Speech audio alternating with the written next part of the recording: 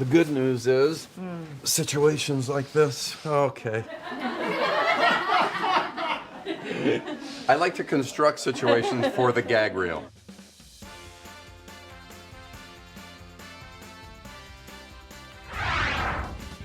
Number 10. Claire forgets the name of her kid. In the season 1 blooper reel, Julie Bowen's Claire meets up with an old friend from work, played by Minnie Driver. Haley, she's the oldest, 15, and then Alex is 13, and that's my baby Luke, he's 11, can you believe it? During their meetup, Claire talks about her kids, Haley, the oldest, who's 15, and then Julie completely blanks, but manages to stay totally in character as she turns to the camera in typical Modern Family fashion. Haley is the oldest and she's 15, and then there is... This is some awesome improv on both Julie's part and the cameraman, who zooms in at quite possibly the perfect moment. Claire eventually does land on the name Alex, but there's no telling if she remembered Luke. Alex! Number 9. Luke doesn't make it through the glass. I think he wants to go out. Good boy. Smart dog. I hate to break it to you, but I think all dogs can do that. If you're a diehard fan of Modern Family, there's a good chance you remember this iconic scene from way back in season 1. Nolan Gould's character, Luke, runs through a glass pane on his way to play outside. Unfortunately, as it turns out, the poor kid had to do this take more than a few times. We guess it paid off in the end though, because this scene might be one of the funniest in the show. I'm gonna play outside.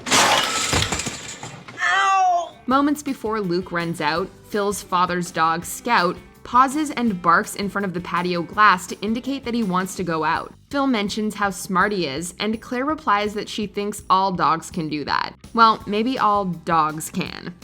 Number 8. Ed can't say Wang Fu. Can I put in my 2 cents on fake Christmas? Express Christmas. Let it go, Phil. It's not sticking. We wonder just how many takes this one took. Ed O'Neill makes it look seamless in the actual episode, so this behind-the-scenes footage is definitely a treat. When the family's attempt at spending an early Christmas together goes awry, Jay suggests that they go out to a Chinese restaurant instead. What do you say we cut our losses? Let's go out to a nice Chinese restaurant and have a traditional Jewish Christmas. But I risked my life grocery shopping. Save that story for Wang Fu. Only problem is, he can't say the name of it. Save that story for Fan Chuns. Save that story. What is it? Wing. Save that story for Wing Fu. Save that story for Fu Chu. What is it? Keep that story for Wayne Fun. Honestly, this is pretty fitting for his character in the first place. We probably would have bought it even if he did end up saying Wayne Fun. Number 7. Mnemonic devices. Be in sales and not remember people's names. That's why I like to employ what they call mnemonic devices. Mnemonic? Mnemonic?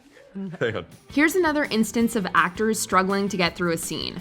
Hey, it's a lot of talking, we get it. In this bit, Phil is explaining how he uses mnemonic devices to remember the names of his clients. You can't be in sales and not remember people's names. That's why I like to employ mnemonic devices. However, the line is written mnemonic, and this mispronunciation makes both Ty Burrell and Julie catch a pretty bad case of the giggles. Well, you can't be in sales and forget people's names. That's why I like to employ what they call mnemonic devices, which are a little... This means a lot of retakes. Well, you can't be in sales and not remember people's names. That's why...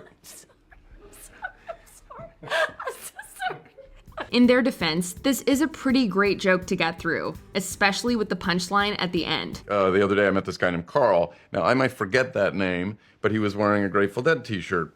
What's a band like the Grateful Dead? Fish. Where do fish live? The ocean. What else lives in the ocean? Coral. Hello, Carl. Phil would remember how the word is pronounced. I think it's mnemonic. I think I'd remember. We'll take his word for it. Number 6. The haircut scene. You didn't do one thing wrong. You do everything wrong. Here's another case of the giggles, this time striking Sofia Vergara. This scene is absolutely hilarious, and Sofia seems to think so too, because she can't get through her lines without laughing. You do everything wrong. No, that's all right. Laughter, of course, is contagious, and both Ty and a crew member can be heard laughing too. Gloria gives Phil a haircut, And as with most hair appointments, Phil gets to talk about what's on his mind. We don't forget. We wait.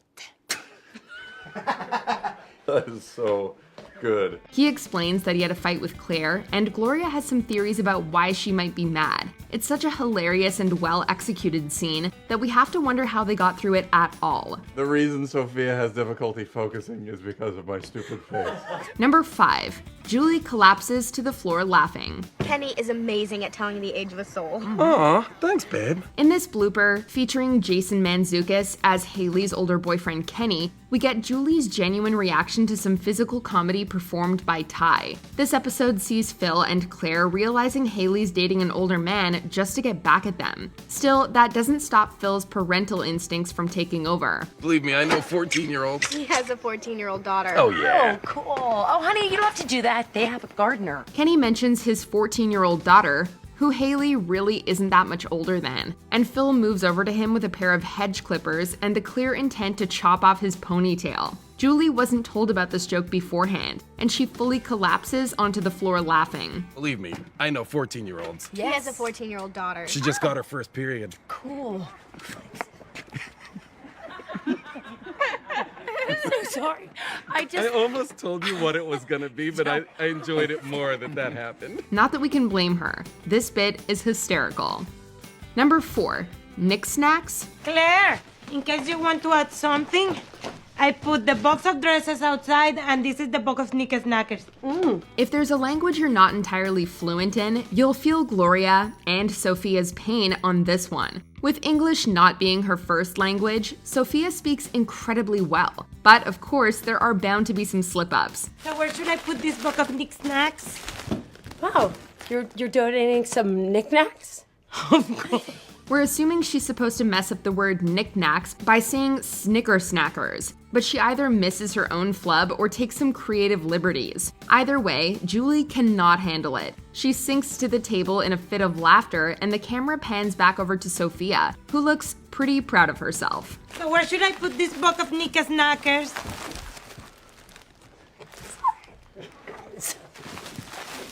Number 3. The Alpaca. It's mentioned in a few episodes over the course of the show that Phil would like to own an alpaca. I don't always make great decisions under pressure. What the hell is that? An alpaca, I got the last one. Meet Jolene 2, the second alpaca Phil manages to acquire. This was a huge mistake. I am jammed in the back seat with a hairy Peruvian biter. It's Spring Break 92 all over again. In this blooper, Jolene is in the back seat with Eric Stone Street, and it's a good thing they laid a tarp down, because she has a little accident in the middle of their take. Animals on set are always fun, and Eric is certainly quite the trooper. She's peeing. She's peeing, Ty. That's amazing. Phil. He goes with it and calls Ty by his character's name, probably in the hopes of getting some usable footage. Honestly, we're not sure why this didn't make the cut. Maybe both the spitting and the peeing were just too many bodily functions for one scene. Number 2. Aubrey's platter of cupcakes.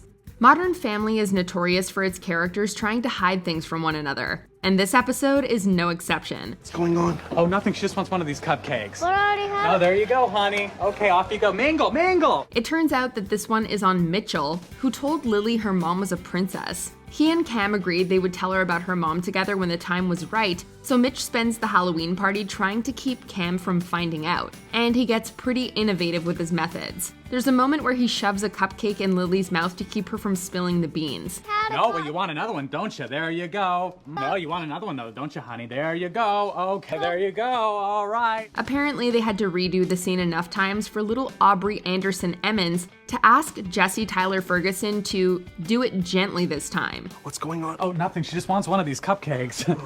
But do it gently. But I already had a cupcake.